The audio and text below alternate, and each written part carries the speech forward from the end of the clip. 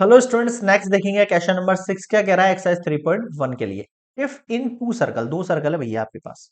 ठीक है सर, समझ गए। दो सर्कल, अब क्या करना है दो सर्कलों का हमको। Arc of same length subtended angle this and this. Okay, उनके आर्क ऑफ जो है, आर्क ऑफ सेम लेंथ के उनके पास आर्क है। ठीक है, दोनों यहाँ पे है ऐसे ऐसे।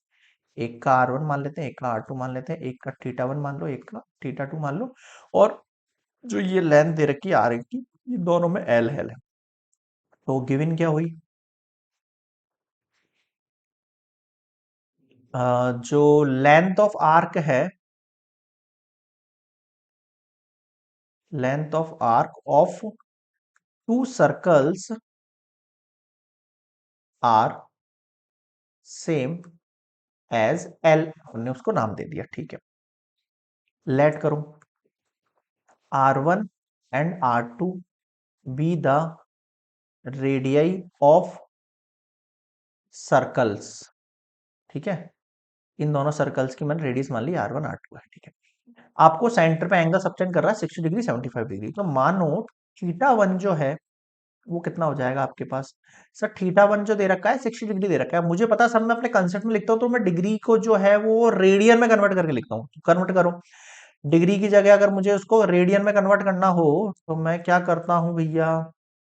सर मुझे डिग्री को अगर रेडियन में कन्वर्ट करना है तो पाई ऊपर 180, नीचे 0 से 0 गया, कितना हो गया पाई/3 रेडियन हो गया ये। नेक्स्ट देखो θ2, θ2 कितना है मेरे पास 75 डिग्री है। उसको मुझे कन्वर्ट करना है किसमें, सर पाई/180 हो जाएगा। ठीक है सर, 5 से करेंगे, 5 3 जा 15 हो जाएगा, 8 5 3 6 3 0 5 6 जा 30। इसको कट करेंगे अपन, कितना हो जाएगा ये, 5 1 जा 5 2 5 5 5 जा 25। और देखो 3 1 जा 3 3 2 जा 6 3 5 जा 15। What we get 5 pi radian. तो देखो ये हो गया θ2, ये हो गया θ1। यहां तक मेरे ख्याल में समझ में आ गया होगा सबको। अब देखो नेक्स्ट, देखो मेरे पास स्पेस नहीं है इसलिए मैं लेफ्ट साइड ऐसे, राइट साइड ऐसे कर देता हूं, बट आप ऐसा मत करना। आप हमेशा ऊपर प्रोसेस फिर नीचे ऐसे करा करो, है ना। आगे देखो, find the radii of their, ratio of their radius. अब आपको पता है थीटा इक्वल्स टू क्या होता है, L/R होता है।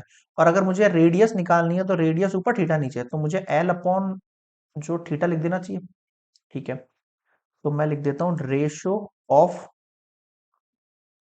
There radii. उन दोनों की रेडियस का रेशो लिखना है आपको। कैसे लिखेंगे भाई, देखो फटाफट से। Theta equals to L upon R, R equals to L upon R. ठीक है सर, ये आर ऊपर भेज दिया अपन ने, थीटा नीचे भेज दिया। तो सर दोनों की रेडियस है, यानी R1 रेशो R2 लिखना चाहिए मुझे। और R1 की वैल्यू कितनी होगी, एल अपॉन θ1। और इसकी कितनी हो जाएगी मेरे पास, एल अपॉन θ2। क्या ऐसी होगी क्या वैल्यू।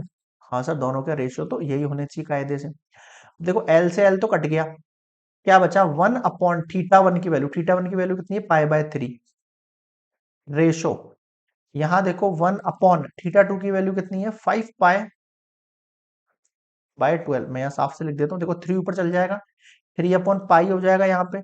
यहाँ पर 12 ऊपर चल जाएगा, या 5 पाई हो जाएगा। ये पाई से पाई चला गया, 5 3 जा 15 कर दो इधर, इधर भेज के, और यहाँ 12 कर दो। 3 5 जा 15 हो गया, 3 4 जा 12 आ गया। क्या बच गया आपके पास, 5/4। तो मैंने लिखा, देखो कुछ नहीं किया मैंने, 5 को यहाँ क्रॉस कर दिया मल्टीप्लाई, और फिर 3 से कट कर दिया, सिंपल है ना। तो हैंस मैं लिखूंगा यहाँ पे रेशियो